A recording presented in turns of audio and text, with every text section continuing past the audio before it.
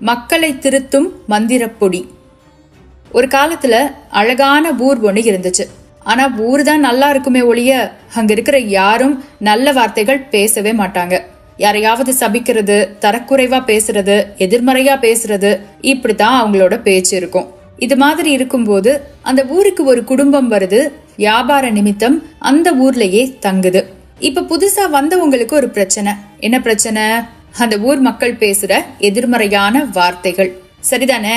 நல்லதா பேசினா பரவாயில்ல, எப்ப பார்த்தாலும் எதிர்மறையா பேசிட்டு எப்ப பார்த்தாலும் சாபம் கொடுத்துட்டே இருந்தா யாருக்கு தான் பிடிக்கும்? ஆக அந்த குடும்பத்து உறுப்பினர்கள் கஷ்டப்படுறாங்க. ஊர் மக்களை திருத்த வழி தேடுறாங்க. அந்த சமயத்துல தாங்க அவங்களுக்கு ஒரு தகவல் கிடைக்குது. பக்கத்து ஊர்ல ஒரு முனிவர் இருக்கிறதாவும் எல்லா பிரச்சனைக்கும் தீர்வு சொல்றதாவும் அந்த தகவல் அவங்களுக்கு சொல்லுது. அப்ப அதனால அவங்க அந்த ஊருக்கு போறாங்க. முனிவரை சந்திச்சு பேசுறாங்க. முனிவர் கிட்ட வழி கேக்குறாங்க. ஐயா, நாங்க ஒரு பெரிய பிரச்சனையில இருக்கோம். நாங்க வாழ்ற ஊர்ல எல்லா மக்களும் எதிர்மறையாதான் பேசுறாங்க. அவங்கள திருத்த ஏதாவது வழி இருக்கான்னு. முதல்ல இதுக்கெல்லாம் தீர்வே கிடையாது, அவங்கள திருத்துறது என் வேலையும் கிடையாதுன்னு சொன்னாரு முனிவர்.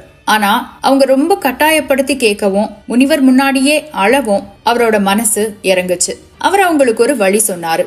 இங்க பாருங்க, தொடர்ந்து 24 மணி நேரத்துக்கு உங்க கிராமத்துல நல்ல வார்த்தைகள் மட்டும்தான் ஒலிக்கணும். அப்படி நல்ல வார்த்தைகளே ஒலிச்சுச்சுன்னா உங்க கிராமத்து மக்கள் திருந்திடுவாங்க. ஆனா 24 மணி நேரத்துல யாராவது ஒருத்தர் ஒரு தவறான வார்த்தைய பேசினா கூட நான் சொன்னது பலிக்காதுன்னு. அதை கேட்டு அந்த குடும்பத்து உறுப்பினர்களுக்கு தூக்கி வாரி போட்டுச்சு. என்ன முனிவரே இது? இதெல்லாம் நடக்கிற காரியமா? நீங்க சொல்ற மாதிரி பண்ணணும்னா ஏதாவது மந்திரம் தந்திரம் பண்ணினாதான் உண்டு அப்படின்னாங்க முனிவர் கிட்ட. முனிவர் சிரிச்சாரு. அதுக்கு என்ன, மந்திரமே பண்ணிட்டா போச்சுன்னு சொல்லி ஒரு மந்திர பொடியை எடுத்து இவங்க கையில கொடுத்தாரு.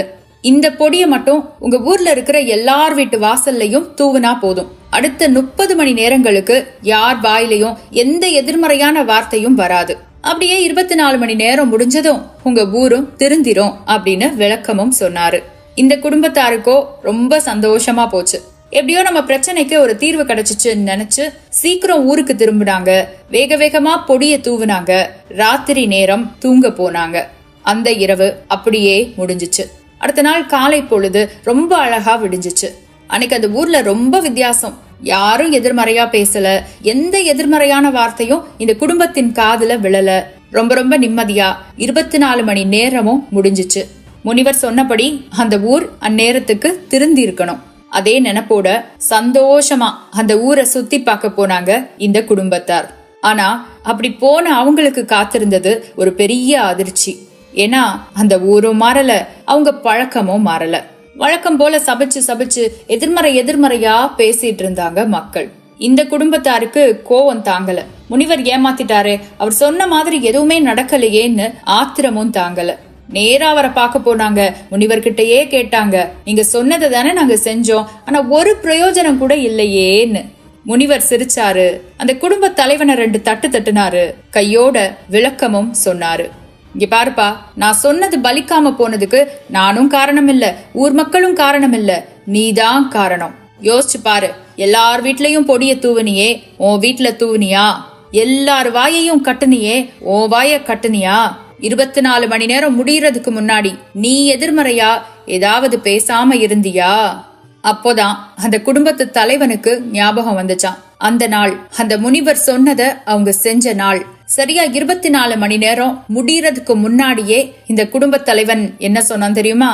அந்த ஊர் மாறி இருந்த விதத்தை பார்த்து, ஆஹா எவ்வளோ நல்லா இருக்கு நம்ம ஊரு, நல்லவேளை அந்த முனிவரை பார்த்தோம், நல்லவேளை அவர் சொன்னதை செஞ்சோம், ஒருவேளை பார்க்காமலே போயிருந்தா, சொல்லாமலே போயிருந்தா நம்மளும் விளங்கி இருக்க மாட்டோம், இந்த ஊரும் விளங்கி இருக்காது, எல்லாருமா சேர்ந்து நாசமா போயிருப்போம்னு அப்படியே வெட்கி தலை குனிஞ்சானா அந்த குடும்ப தலைவன். அட, எல்லாரையும் சொல்லிட்டு நம்மளே தேவையில்லாத வார்த்தைய பேசிட்டோமே, எல்லாத்தையும் கெடுத்துட்டோமேன்னு. ஆமாங்க, நம்மள நிறைய பேரு அடுத்தவங்க ஏதாவது எதிர்மறையா பேசும்போது கோவப்படுறோம், எரிச்சல் படுறோம். ஆனா நம்ம பேசுற வார்த்தைகள்ல கவனமே வைக்கிறது கிடையாது. அவங்கெல்லாம் அப்படி பேசுறத திருத்த கூட வழி இல்ல.